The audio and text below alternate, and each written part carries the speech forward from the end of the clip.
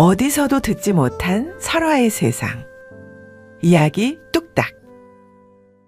만약 당신이 폭우 쏟아지는 밤, 피투성이가 되어 쓰러진 낯선 남자를 발견했다면 어찌하시겠소?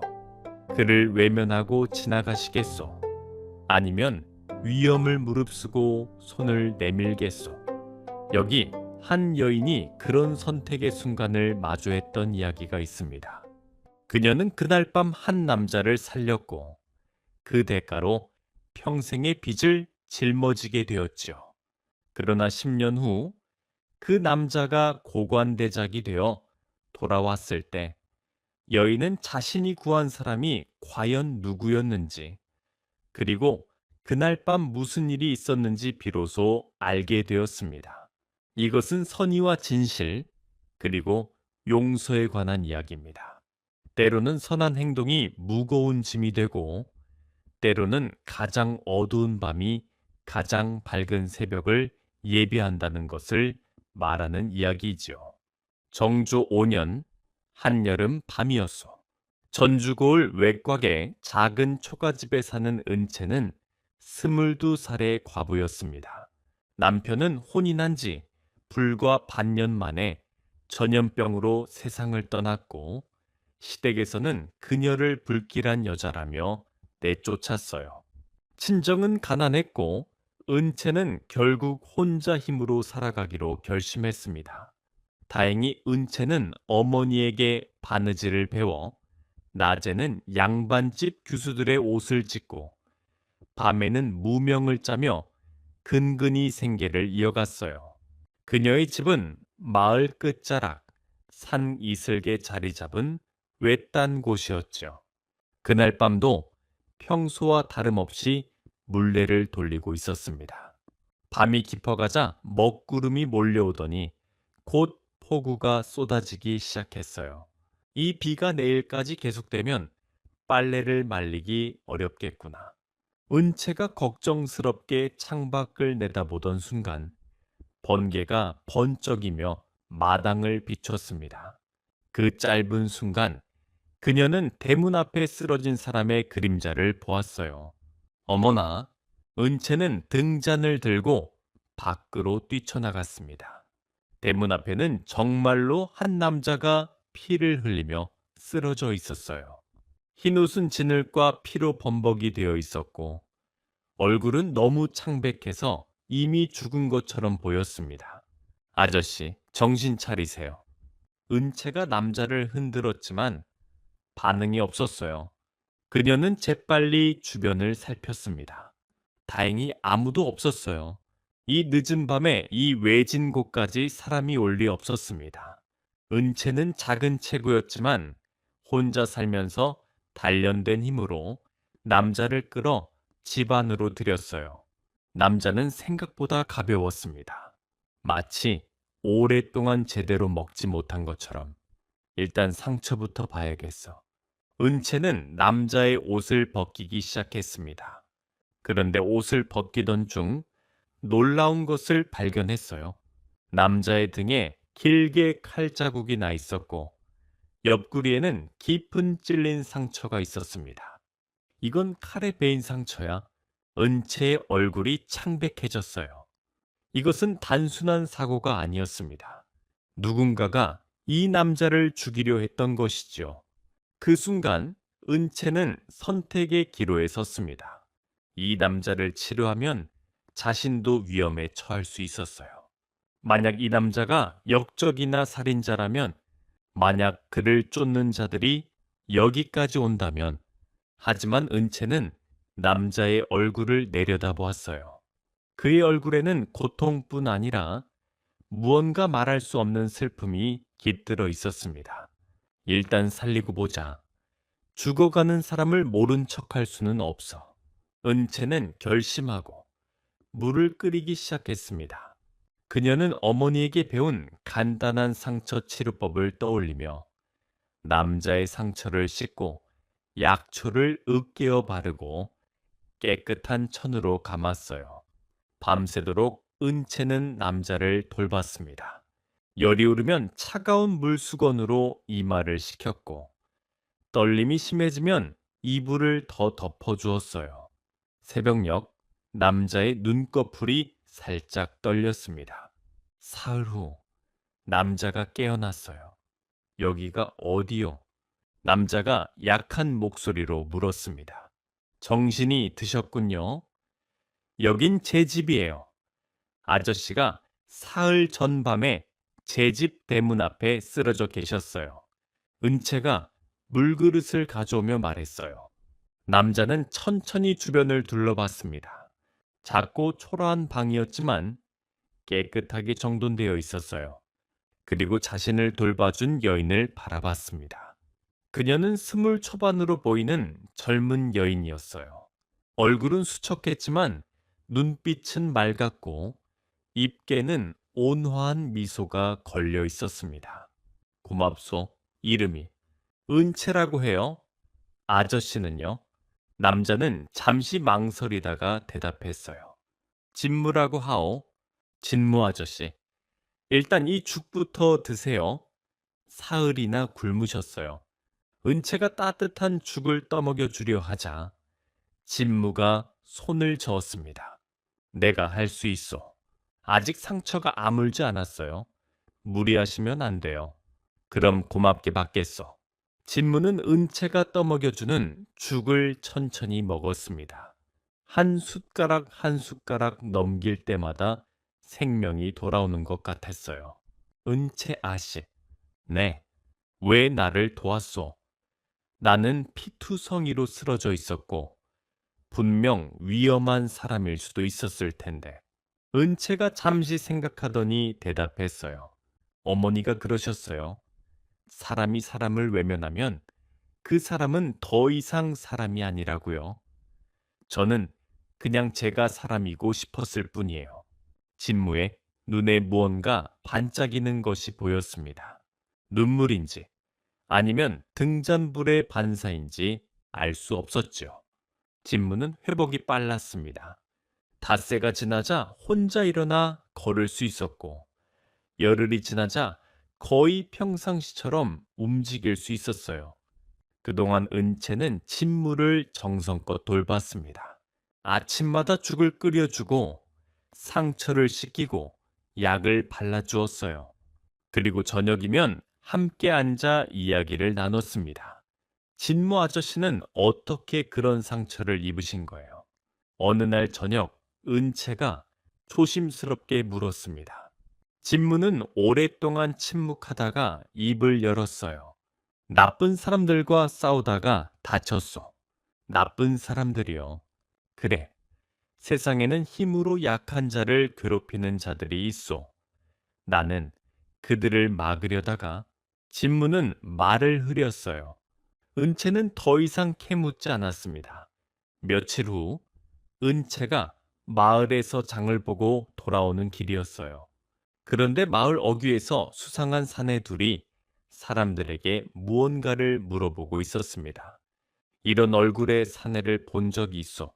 사내들이 그림을 보여주며 물었어요. 은채는 재빨리 옆으로 비켜 몸을 숨기고 그들의 대화를 엿들었습니다.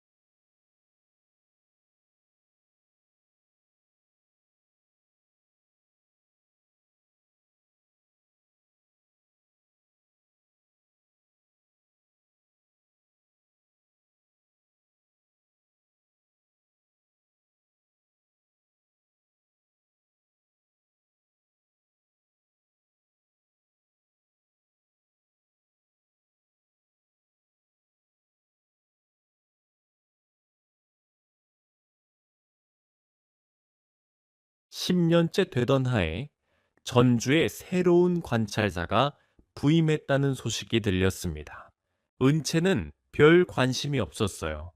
관찰사가 누가 되든 가난한 백성의 삶은 크게 달라지지 않는다고 생각했지요. 그런데 어느 날 놀라운 일이 벌어졌습니다. 그날 은채는 마을 우물에서 물을 길어오고 있었어요. 그때 마을 입구가 갑자기 소란스러워졌습니다. 관찰사 어른 행차시다. 모두 비키시오. 은채는 물동이를 이고 길가로 비켜섰어요. 호화로운 가마가 지나가고 수많은 관리들이 뒤를 따랐습니다. 그런데 가마가 은채 앞을 지나가던 순간 갑자기 멈춰섰어요.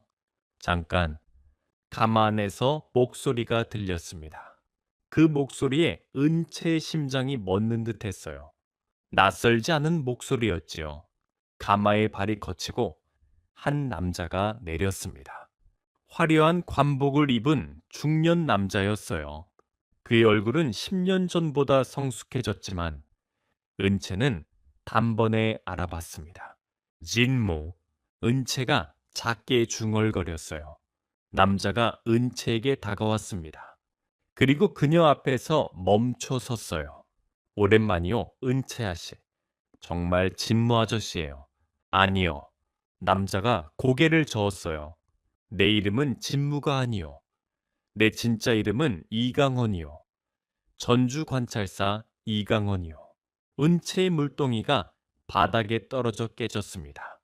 주변 사람들이 놀라 웅성거렸어요. 이 여인을 모시고 관하로 가자. 이강헌의 명에 관리들이 은채를 부축했어요. 잠깐, 저는 두려워 마시오, 은채아 씨. 나는 약속을 지키러 왔소. 전주 관아의 사랑채에서 이강헌과 은채가 마주 앉았습니다. 주변에는 아무도 없었어요. 10년이 지났구려. 이강헌이 먼저 입을 열었어요. 네, 10년이 되었네요. 많이 힘드셨겠어. 아니에요. 그냥 평범하게 살았어요. 이강헌이 은채를 유심히 바라봤습니다. 그녀는 10년 전보다 훨씬 수척해졌고 손은 거칠어졌지만 눈빛만은 여전히 맑았어요. 은채아 씨, 나는 당신에게 진 빚을 갚으러 왔소. 빚이라뇨? 당신은 10년 전 목숨을 걸고 나를 살렸소. 그 은혜를 어떻게 갚아야 할지 10년 내내 생각했소. 이강헌이 품에서 문서 하나를 꺼내 은채 앞에 놓았습니다. 이것은 혼서지요. 나는 당신과 혼인하고 싶소. 은채가 깜짝 놀라 소리쳤어요. 혼인이라뇨? 갑자기 무슨? 10년 전 당신은 나에게 말했소. 언젠가 떳떳하게 살 수 있는 날이 오면 그때 다시 저를 찾아와 달라고. 나는 이제 떳떳하게 살 수 있게 되었소. 전주 관찰사라는 직책을 받았고 과거에 죄도 사면받았소. 하지만 나는 당신을 사랑하오, 은채아 씨. 이강헌의 말에 은채가 얼어붙었어요. 10년 전 당신이 나를 돌볼 때 나는 단 한 번도 여자의 손길을 받은 적이 없었소. 내 가족이 죽은 후 나는 복수만 생각하며 살았소.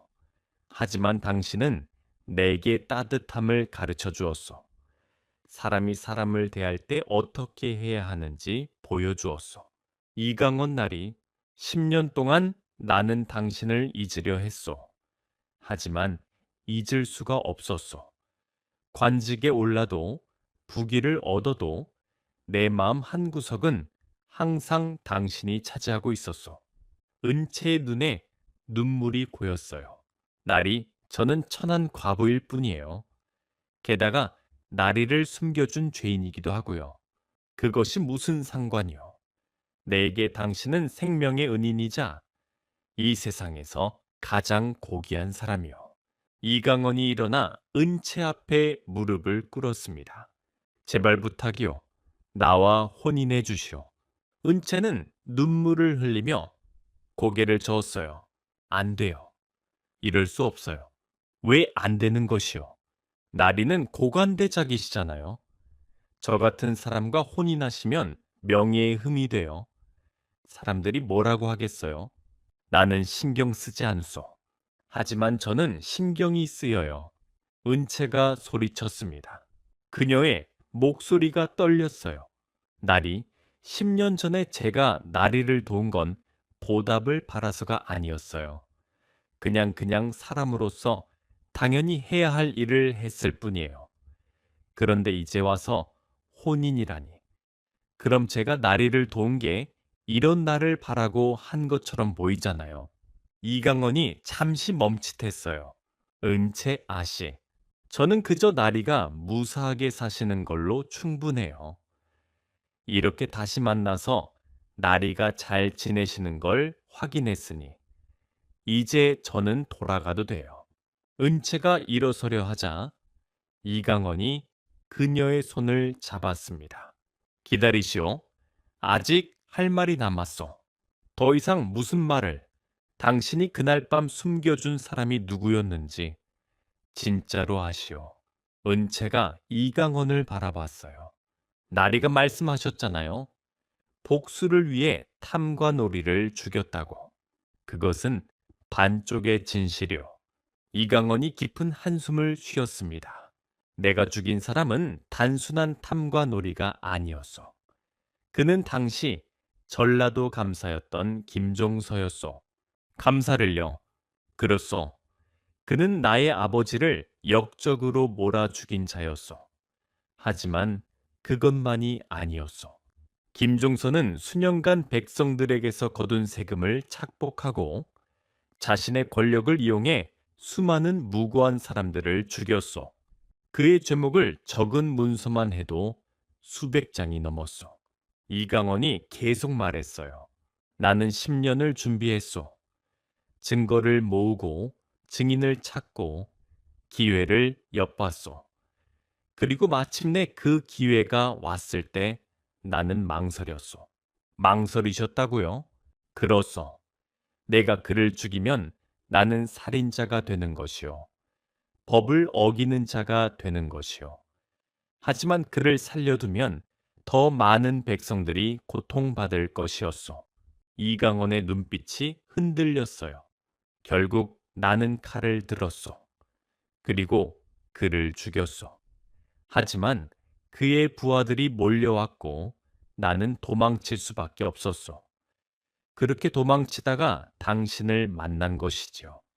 은채는 이강원의 말을 듣고 한참을 말이 없었습니다. 그럼 나리가 죽인 사람은 정말로 나쁜 사람이었던 거군요. 그렇소. 하지만 나는 여전히 살인자요. 법을 어긴 자요. 그런데 어떻게 사면을 받으신 거예요? 이강원이 씁쓸하게 웃었습니다. 김종서가 죽은 후 그가 저지른 죄목들이 하나씩 드러나기 시작했소. 그가 착복한 돈, 그가 죽인 사람들, 그가 받은 뇌물, 모든 증거가 쏟아져 나왔소. 그리고 조정에서는 뒤늦게 깨달았소. 김종서가 얼마나 악랄한 인간이었는지. 그래서요, 나는 한양으로 도망친 후 그 증거들을 모두 임금께 올렸소. 그리고 내가 김종서를 죽인 이유를 상소했소. 임금께서는 처음에는 나를 잡아들이려 하셨소. 하지만 증거를 보신 후 생각을 바꾸셨소. 이강원이 말을 이었습니다. 임금께서는 내게 특별한 명을 내리셨소. 사사로이 사람을 죽인 죄는 용서할 수 없으나 그 마음만은 가상하다. 앞으로 10년간 나라를 위해 공을 세운다면 그 죄를 사하겠다고 하셨소. 그래서 10년 동안 그렇소. 나는 10년간 온갖 어려운 일을 도맡아 했소. 변방에 오랑캐와 싸웠고 흉년이든 고을의 백성을 구했고 탐과 놀이들을 색출했소. 그렇게 10년을 보낸 후 드디어 이번에 전주 관찰사로 임명된 것이요. 은채가 고개를 끄덕였습니다. 그럼 나리는 이제 완전히 자유로운 몸이시네요. 그렇소. 하지만 나는 자유롭지 않소. 무슨 말씀이세요? 이강원이 은채의 눈을 똑바로 바라봤습니다. 나는 당신에게 빚을 졌소. 그 빚을 갚지 않으면 나는 평생 자유로울 수 없소. 저는 아무것도 바라지 않는다고 말씀드렸잖아요. 알고 있어. 하지만 내가 바라는 것이요. 나는 당신과 함께하고 싶소. 당신처럼 따뜻한 마음을 가진 사람과 함께 이 세상을 더 좋은 곳으로 만들고 싶소. 은채가 망설였어요. 그녀의 마음도 흔들리고 있었죠. 10년 동안 기다려온 사람이었어요. 하지만 동시에 두려웠습니다. 날이 한 가지만 여쭤봐도 될까요? 무엇이든 물으시오. 그날 밤, 제 집에 쓰러져 계실 때 혹시 정신이 있으셨나요? 이강원이 잠시 머뭇거리다가 고개를 끄덕였습니다. 일부러 그렇게 물으시는군요. 네. 사실은 나는 그날 밤 정신이 있었어. 은채가 놀라 눈을 크게 떴어요. 당신이 나를 집 안으로 들이고 상처를 치료할 때 나는 눈을 감고 있었지만 모든 걸 느끼고 있었어. 당신이 내 상처를 씻기며 눈물 흘리는 것도, 밤새 내 곁을 지키며 기도하는 것도 모두 알고 있었어. 그럼 왜 그때 말씀을 안 하신 거예요?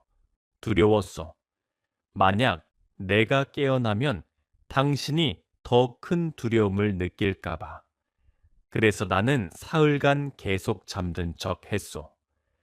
당신이 조금이라도 편안하게 나를 돌볼 수 있도록. 은채의 눈에서 눈물이 흘러내렸어요. 그날 밤 당신이 한 말을 나는 아직도 기억하고 있어. 이강원이 조용히 말했어요. 하늘이시여, 이 사람이 누구인지는 모르지만 부디 살려주소서. 세상에는 아직 이 사람을 필요로 하는 사람이 있을 것입니다. 이 사람의 목숨을 거두시려거든 대신 제 수명을 가져가소서. 당신은 그렇게 기도했소. 은채가 얼굴을 가렸어요. 그녀는 그날 밤 자신이 한 말을 기억하고 있었지요. 그 순간 나는 깨달았소. 내가 지금까지 만난 사람 중 가장 고귀한 사람을 만났다는 것을. 그리고 다짐했소. 언젠가 반드시 이 은혜를 갚겠다고. 이강원이 은채에게 며칠의 시간을 주었습니다. 그동안 은채는 자신의 집으로 돌아가 생각을 정리했어요. 한편 이강원은 마을 사람들을 만나기 시작했습니다. 은채라는 여인에 대해 여쭙고 싶소이다. 관찰사가 직접 마을을 방문하자 사람들은 긴장하며 대답했어요. 은채는 착한 아이입니다, 나리. 마을 이장이 말했어요. 10년 전 남편을 잃고 혼자 살게 되었지만 단 한 번도 남에게 손을 벌린 적이 없습니다. 스스로 일해서 먹고 살았지요. 또 어떤 점이 있어? 7년 전 흉년이 들었을 때 은채는 자기가 굶으면서도 이웃집 아이들에게 죽을 나눠줬습니다. 그 덕분에 우리 마을에서는 한 명도 굶어 죽지 않았습니다. 한 할머니가 눈물을 닦으며 말했어요. 제 손주가 열병으로 앓아 누웠을 때 은채가 밤새 간호해 줬습니다. 약값도 자기가 댔지요.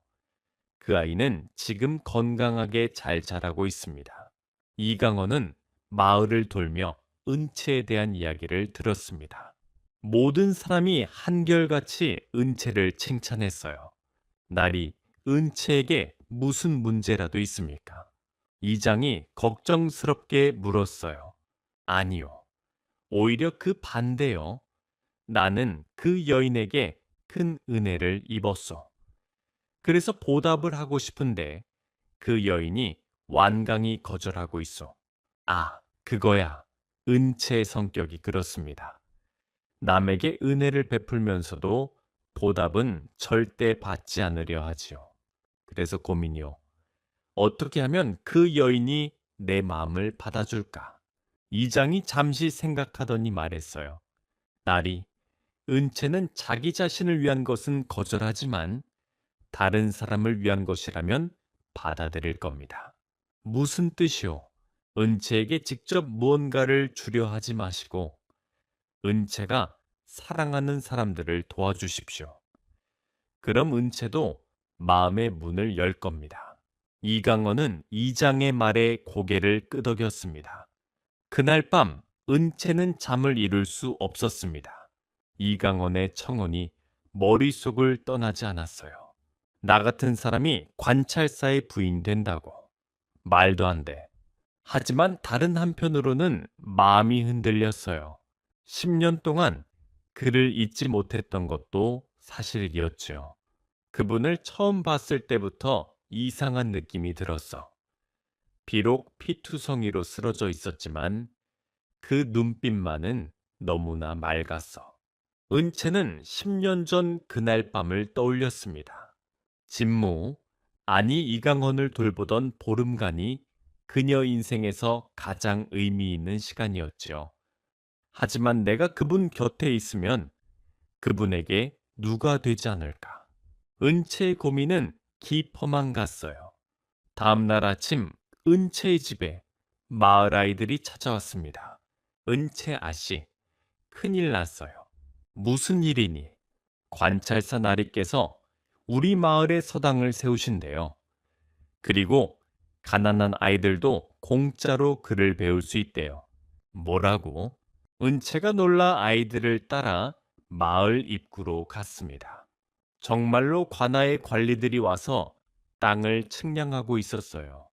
이곳에 서당을 지을 것이요. 한 달 안에 완공될 것이요. 관리가 말했어요. 그리고 이것은 관찰사 나리의 명이요. 이 마을의 모든 아이들, 양반 자제든 상민의 자식이든 가리지 않고 그를 가르칠 것이요. 마을 사람들이 환호했어요. 은채는 멍하니 그 모습을 바라봤습니다. 이강원 나리가 이걸 위해서. 그날 저녁 관에서 사람이 왔습니다. 은채 아씨, 관찰사 나리께서 부르십니다. 은채는 다시 관아로 향했어요. 관에서 이강원이 은채를 기다리고 있었습니다. 서당 소식 들었어. 네. 나리께서 왜 그런 일을 당신 때문이요. 이강원이 솔직하게 말했어요. 마을 사람들에게 들었소. 당신이 아이들에게 한글을 가르쳐주고 싶어 했지만 서당이 없어서 못했다고. 그래서 내가 만들어준 것이요. 하지만 그건 나를 위한 것이 아니라 마을 아이들을 위한 것이요. 당신은 이걸 거절할 수 없을 것이요. 은채는 할 말을 잃었어요. 이강원은 정확히 그녀의 약점을 알고 있었죠. 은채 아씨, 이강원이 진지한 표정으로 말했어요. 나는 당신을 사랑하오. 하지만 당신이 나와 혼인하기 싫다면 억지로 강요하지 않겠소. 다만 한 가지만 약속해 주시오. 무엇을요? 내가 이 전주에서 좋은 정치를 펼칠 수 있도록 당신의 지혜를 빌려주시오. 당신은 백성의 마음을 아는 사람이오. 내게 백성이 무엇을 원하는지, 어떤 정책이 필요한지 조언해 주시오. 제가 무슨 지혜가 당신이야말로 진정한 지혜를 가진 사람이오. 10년 동안 혼자 살아오면서 가난 속에서도 이웃을 도왔소. 그런 사람이야말로 진정으로 정치를 이해하는 사람이요. 은채가 망설였어요. 만약 제가 나리를 돕기로 한다면 혼인은 하지 않아도 되나요? 이강원이 잠시 침묵했어요. 그것은 당신이 결정할 일이요. 나는 기다리겠소. 당신이 마음의 문을 열 때까지. 은채는 깊이 생각했어요. 그리고 천천히 고개를 끄덕였습니다. 알겠어요. 제가 도울 수 있는 범위 내에서 돕겠어요.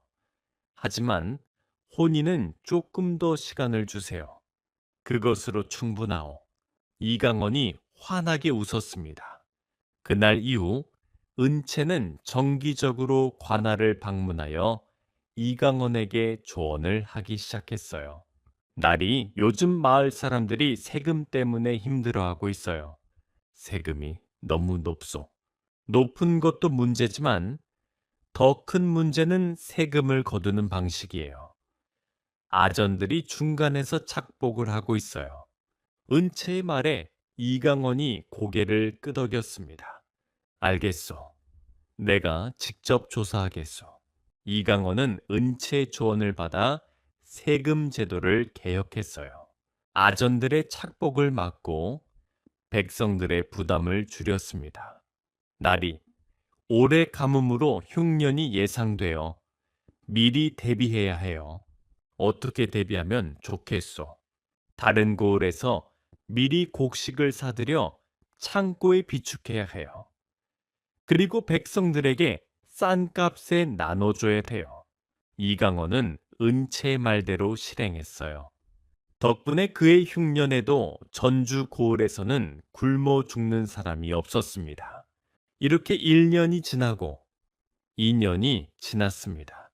은채와 이강원은 점점 가까워졌어요.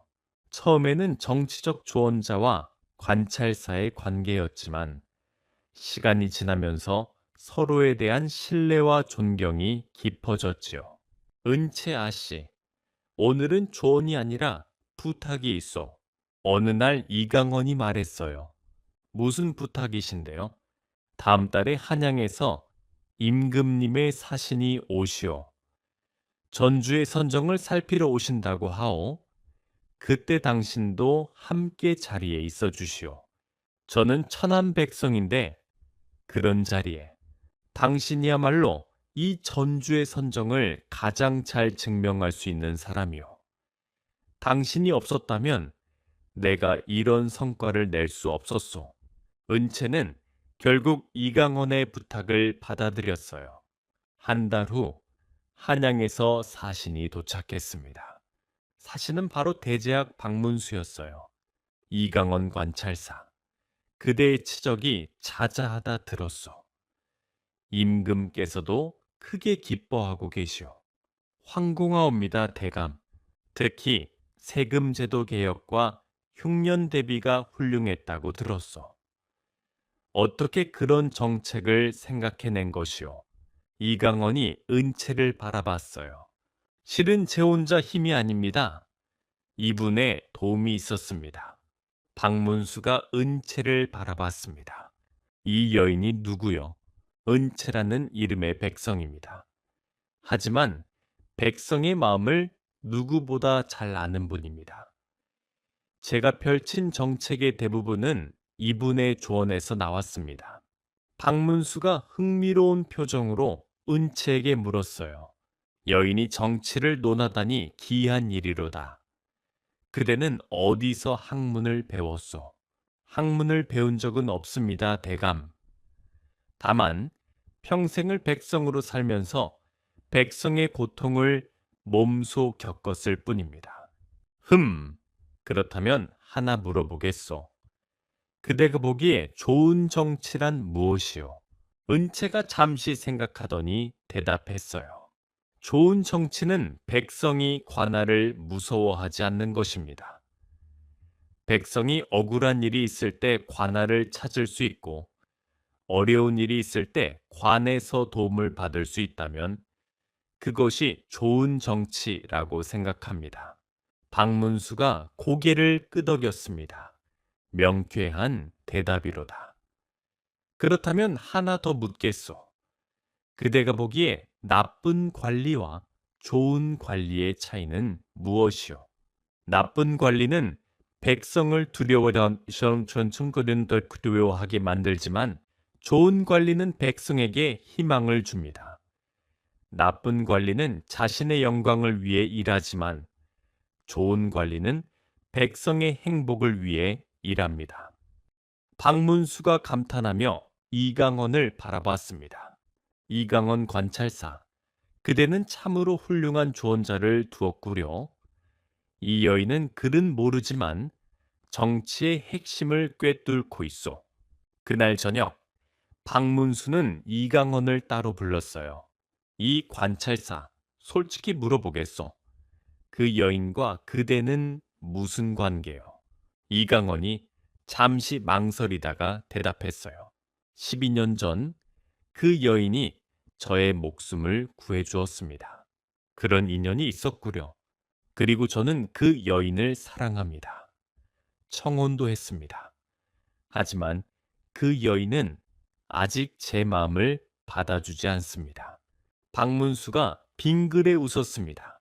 그 여인이 거절하는 이유를 아시오. 신분의 차이 때문이라고 생각합니다. 아니요. 박문수가 고개를 저었어요. 그 여인은 그대가 진심인지 확인하고 있는 것이요. 12년은 긴 시간이요. 그동안 그대의 마음이 변하지 않았다는 것을 확인하고 싶은 것이지. 그렇다면 조금 더 기다리시오. 그리고 계속 그 여인에게 진심을 보이시오. 그러면 언젠가 그 여인도 마음을 열 것이오. 그로부터 한 달 후 전주에 큰 사건이 벌어졌습니다. 밤중에 관에 화재가 발생했어요. 다행히 큰 피해는 없었지만 중요한 문서들이 일부 소실되었습니다. 이것은 단순한 화재가 아니오. 이강원이 관리들을 모아놓고 말했어요. 누군가 고의로 불을 지른 것이오.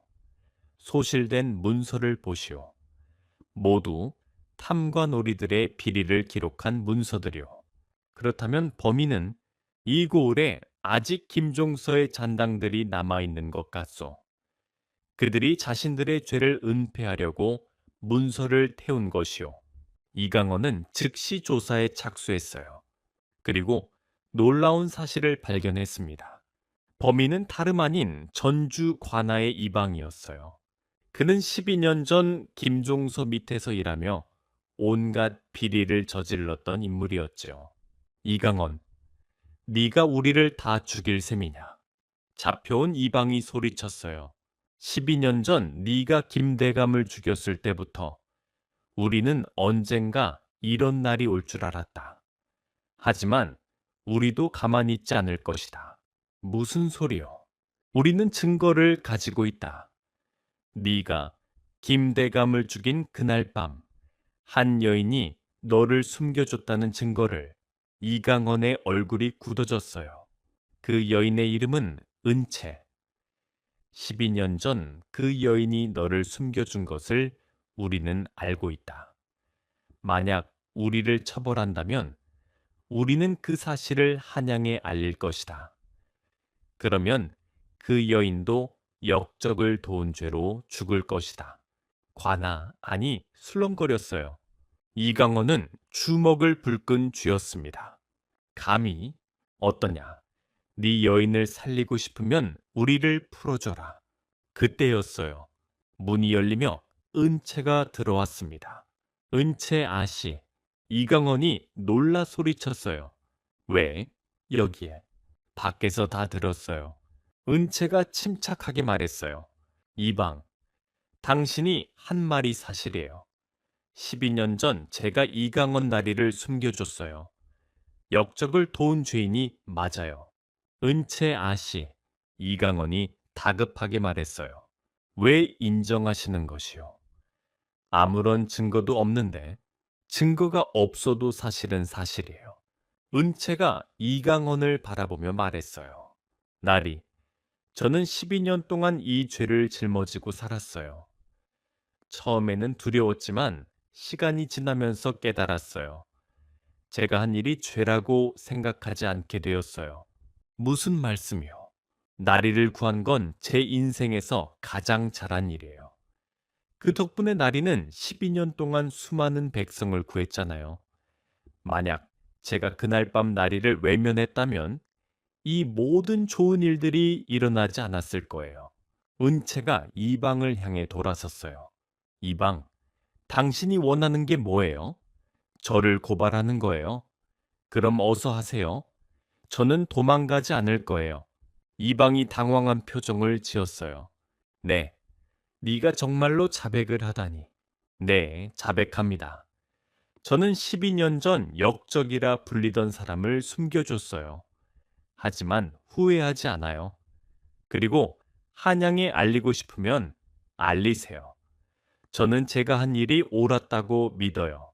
은채의 당당한 모습에 관아 안의 사람들이 웅성거렸어요.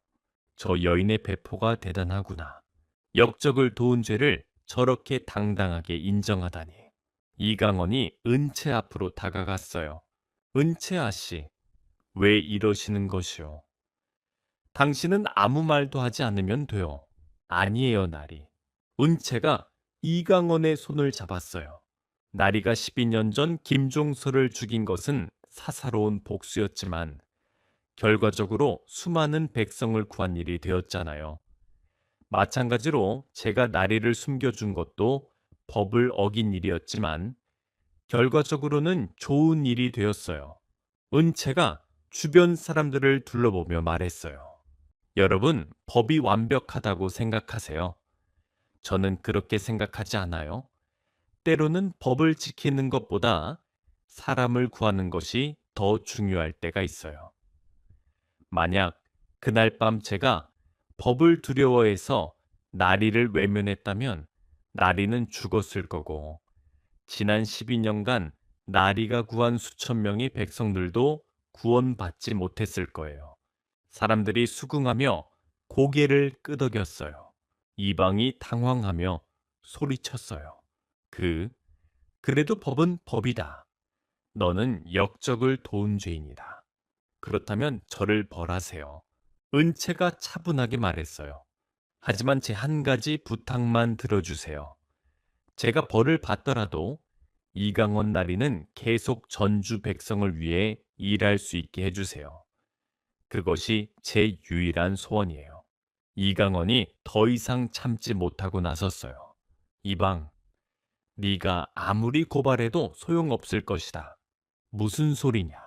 나는 이미 박문수 대감께 모든 진실을 고했다. 은채아 씨가 나를 구해준 일, 그리고 그것이 얼마나 숭고한 행동이었는지 말이다. 이강원이 품에서 문서를 꺼냈어요. 이것은 박문수 대감께서 임금께 올린 장계의 사본이다. 여기에 이렇게 적혀 있다. 이강원을 구한 은채라는 여인은 법을 어겼으나 그 마음은 가상하다. 만약 모든 백성이 은채처럼 사람의 목숨을 귀히 여긴다면 나라가 더욱 평안할 것이다라고 관아 아니 술렁거렸어요. 그리고 임금께서는 이렇게 하교하셨다. 이강원이 또 다른 문서를 펼쳤어요. 은채의 행동은 법으로는 죄이나 인정으로는 상이다. 짐이 특별히 그 죄를 사면하노라. 그리고 그 마음을 칭송하여 정렬을 내리노라. 정렬하니 사람들이 놀라며 웅성거렸어요. 정렬은 효자나 열녀, 충신에게 내리는 최고의 연계였지요. 이방의 얼굴이 새하얗게 질렸어요. 그럴 리가. 믿기지 않는다면 이 문서를 보아라. 이강원이 임금의 어보가 찍힌 교지를 보여주었어요. 이방이 주저앉았습니다. 그의 마지막 협박 카드가 무너진 것이었어요. 이제 네가 선택할 차례다. 이방. 이강원이 차갑게 말했어요. 네가 저지른 죄를 순순히 자백하고 벌을 받을 것인가? 아니면 끝까지 발악하다가 더 큰 죄를 짓고 싶은가? 이방은 결국 무릎을 꿇었어요. 제가 잘못했습니다. 모든 죄를 자백하겠습니다. 그날 밤 모든 소동이 끝난 후 이강원과 은채가 관아의 정원에서 마주섰어요. 은채 아씨, 날이 언제 박문수 대감께 말씀하신 거예요? 당신이 처음 관에 와서 조언을 해준 날부터요. 나는 언젠가 이런 날이 올 줄 알았소. 그래서 미리 대감께 모든 진실을 고하고 당신을 보호할 방법을 준비했소. 그럼 임금께서 정말로 저에게 정렬을 내려주신 건가요? 그로써 단순히 당신을 보호하기 위한 것이 아니요. 임금께서 진심으로 당신의 행동을 높이 평가하신 것이요. 은채의 눈에 눈물이 고였어요. 저는 그저 당연한 일을 했을 뿐인데, 당연한 일을 하는 것이 가장 어려운 법이요. 이강원이 은채의 손을 잡았어요. 은채아 씨, 이제 더 이상 거절할 이유가 없지 않소. 당신은 죄인이 아니오. 임금께서 인정한 의인이요. 신분의 차이도 문제가 되지 않소. 하지만은 이제 그만하시오. 이강원이 무릎을 꿇었어요. 나는 12년 동안 당신을 기다렸소. 그리고 앞으로도 평생을 기다릴 수 있소. 하지만 한 가지만 약속해 주시오. 언젠가는 내 곁에 와주시겠다고. 은채가 이강원을 내려다보았어요. 달빛 아래 그의 얼굴에는 진심이 가득했지요. 나리, 네, 저도 고백할 게 있어요. 무엇이요? 저도 12년 동안 나리를 잊지 못했어요. 이강원의 눈이 커졌어요. 처음 나리를 본 그 순간부터 나리를 돌보던 보름 동안, 그리고 나리가 떠난 후 10년 내내 저는 단 하루도 나리를 잊은 적이 없어요. 은채 아씨. 하지만 두려웠어요. 제가 나리 곁에 있으면 나리에게 누가 될까봐. 제가 나리의 출세를 방해할까봐. 그래서 계속 거절했던 거예요. 은채가 눈물을 흘리며 말했어요. 하지만 오늘 깨달았어요. 나리는 이미 모든 것을 준비하고 계셨다는 것을요. 저를 지키기 위해, 저와 함께하기 위해. 그렇소. 나는 당신 없는 인생은 의미가 없소. 은채가 천천히 무릎을 꿇어 이강원과 눈높이를 맞췄어요. 나리아니 강원 나으리. 처음으로 은채가 이름을 불렀어요. 네, 좋아요. 나으리와 혼인하겠어요. 나으리 곁에서 평생을 함께하겠어요. 이강원이 은채를 끌어안았어요. 12년을 기다린 순간이었지요. 석 달 후 전주에서는 성대한 혼례식이 열렸습니다. 관찰사와 평민 여인의 혼례라니 전례 없는 일이었어요. 하지만 임금께서 직접 혼인을 허락하고 정력까지 내려주셨으니 아무도 감히 이의를 제기하지 못했지요. 혼례날 은채는 화려한 혼례복을 입었어요. 하지만 그녀가 가장 아끼는 것은 혼례복이 아니라 가슴에 단 작은 비단 주머니였어요.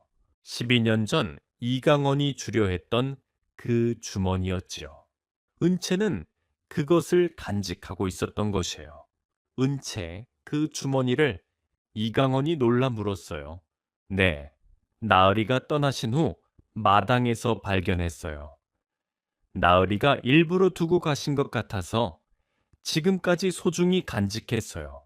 그 안에 은자가 들어 있었을 텐데. 열어보지 않았어요.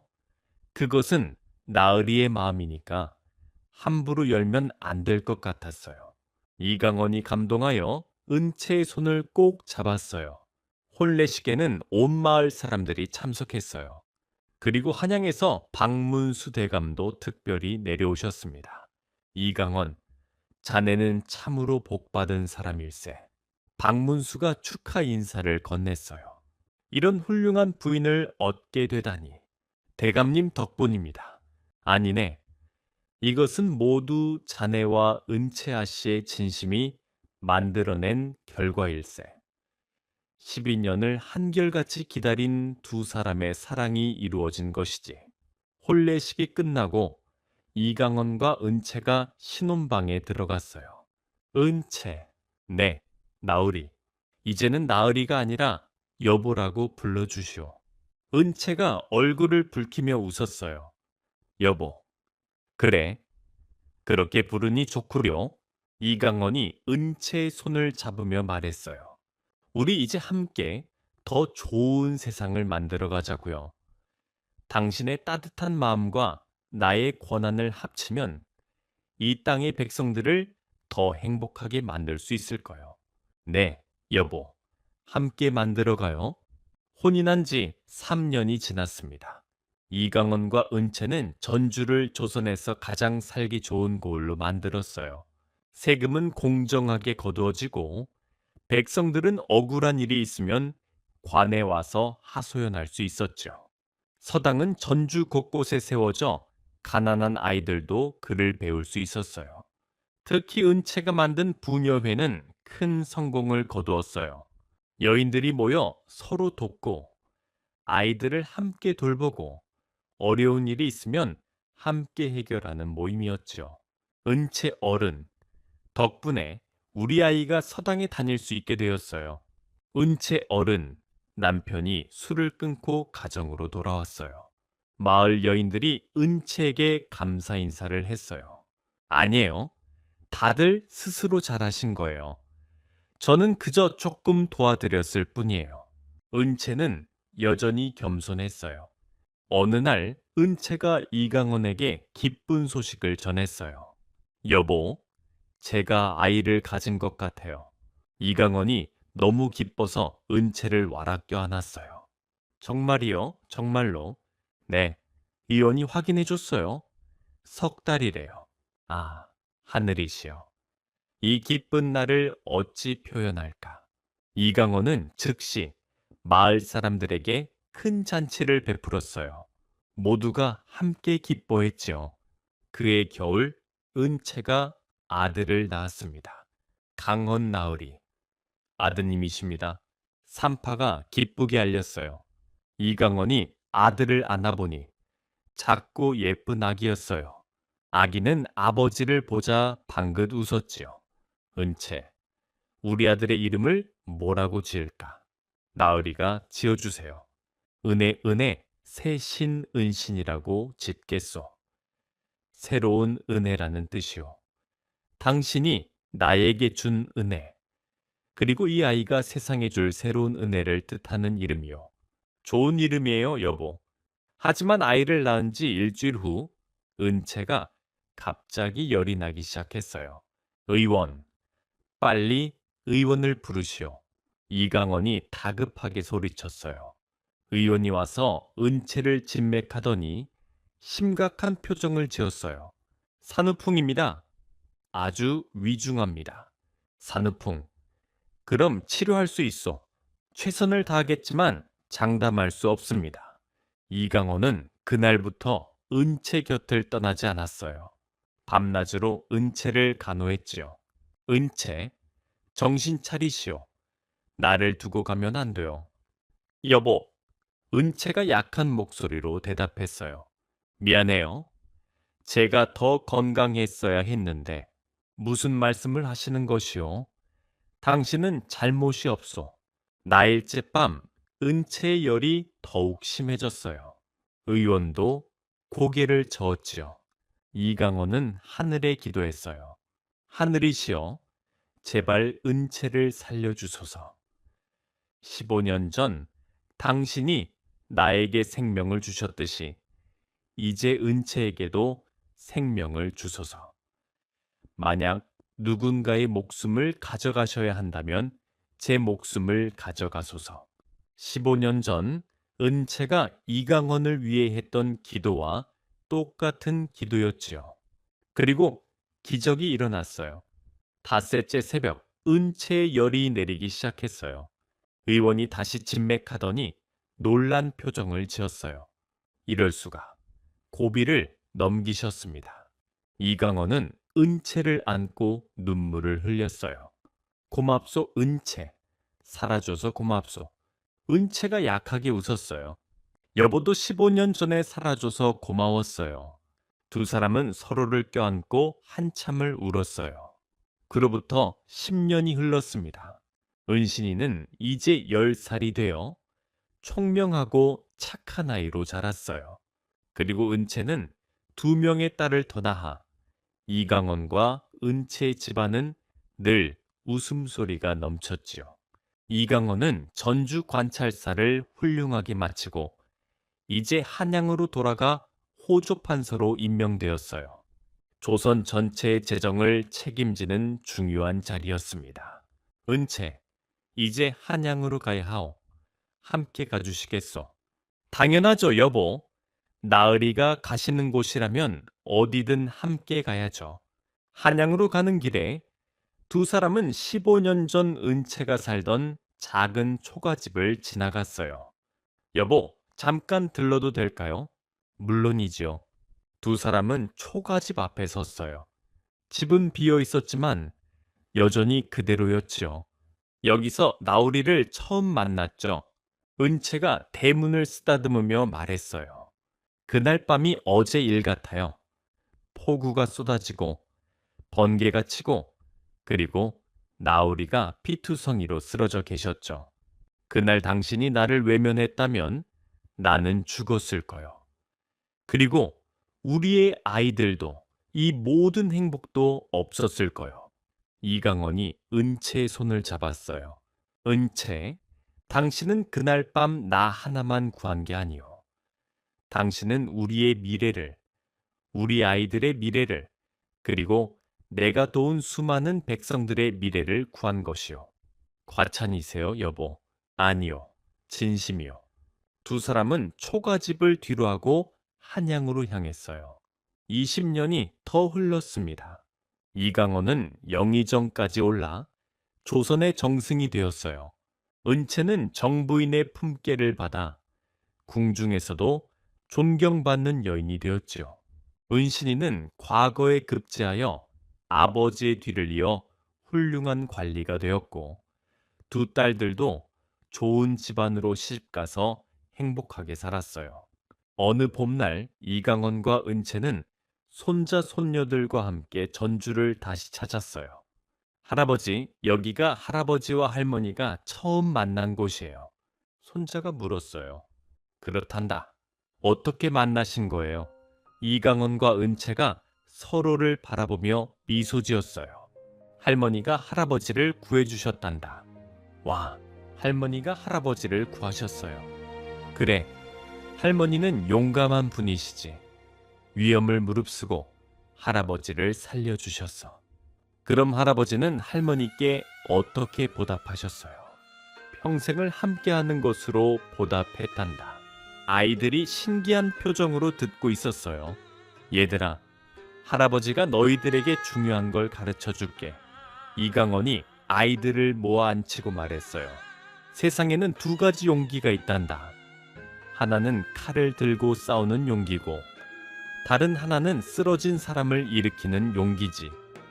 너희 할머니는 후자의 용기를 가진 분이야.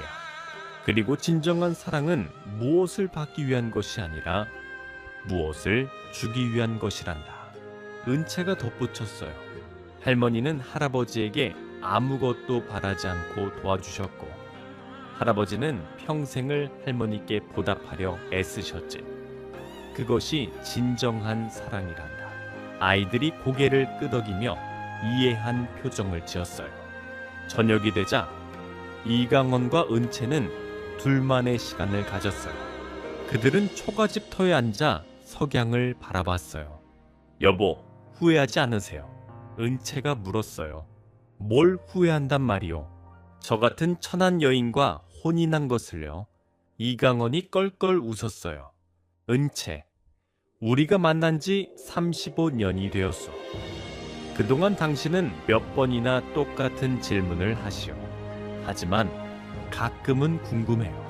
그럼 대답해 드리지요. 아니요. 단 한순간도 후회한 적 없소. 오히려 그날 밤 당신이 나를 구해준 것이 내 인생 최고의 행운이었소. 저도 그래요, 여보. 나으리를 만난 것이 제 인생 최고의 축복이었어요. 두 사람은 손을 맞잡고 석양을 바라봤어요. 은채, 네. 다음 생에도 당신을 만나고 싶소. 저도요, 여보. 다음 생에도 나으리를 구하고 싶어요. 두 사람은 서로를 보며 환하게 웃었어요. 그럼 여기까지. 다음에 또 흥미로운 이야기로 찾아올 것을 약속드리면서 오늘 얘기 들으신 분들 모두 행복의 나라로 뚝딱! 재미있는 설화의 세상 이야기 뚝딱! 오늘도 즐거우셨다면 좋아요와 구독 부탁드려요. 그럼 다음 시간에 또 만나요.